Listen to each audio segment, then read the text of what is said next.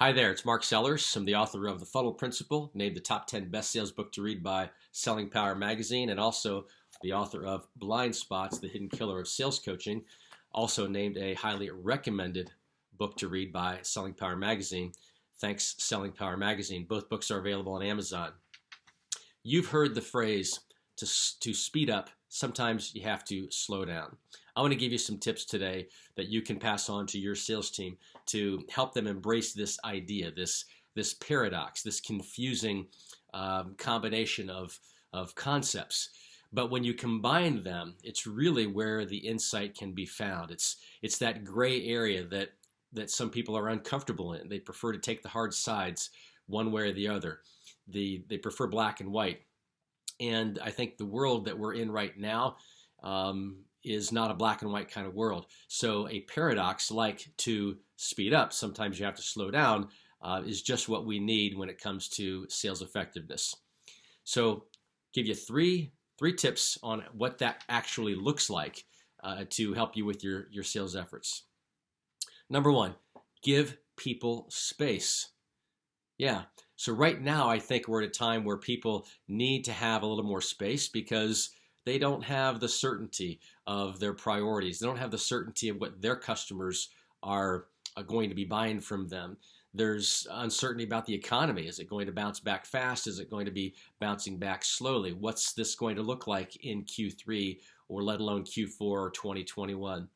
So the deals you had in your pipeline with customers that you are doing a good job of following up on, continue to follow up on those, but give your customers space. That doesn't mean that you go dark and you don't show up for a longer period of time than normal. What it means is, and this is one of the best pieces of advice I've ever gotten, Jerry Barnes, if you're out there, Jerry, how you doing?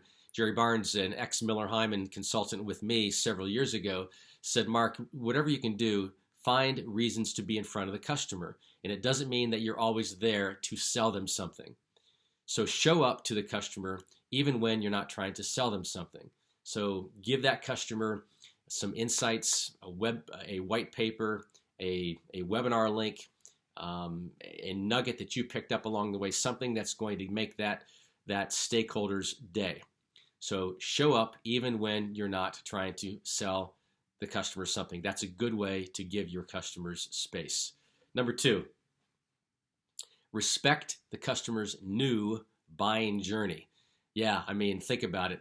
Priorities have absolutely been shuffled. So what you have to do is make sure that you understand what the buying journey is for the deals that you are following up on or the deals you're trying to initiate, and respect that. Don't, even if you intentionally, you don't mean to come across as pushy and trying to rush things, you could unintentionally be doing that because of some blind spots that you have. So be aware of how you are coming across to your customers, understand the pace of their new buying journey, and they will respect that. And I think respond in kind. Last but not least, number three, confirm the priorities. So if you're following up with customers, it's a good thing to do, right? That's what we do as salespeople. But reconfirm what are those new priorities, because wouldn't you be shocked if they weren't changed to some degree, even the timing of some of the things that they have expressed to you in the past? So it's probably safe to assume that COVID-19 hasn't erased the needs that they have already shared with you, but very likely that COVID-19 has reshuffled the priorities. So confirm what those priorities are. Show the customer that you are sensitive to that reality, and find out what kind of pace the customer wants to go on with this project. That's the best thing I think you can do in an environment like this, to respect where they are and how fast they want to move. And at the same time, showing them that you have not forgotten about the conversations you've had in the past. I hope you found this tip helpful. As always, be safe, be well out there, and good selling.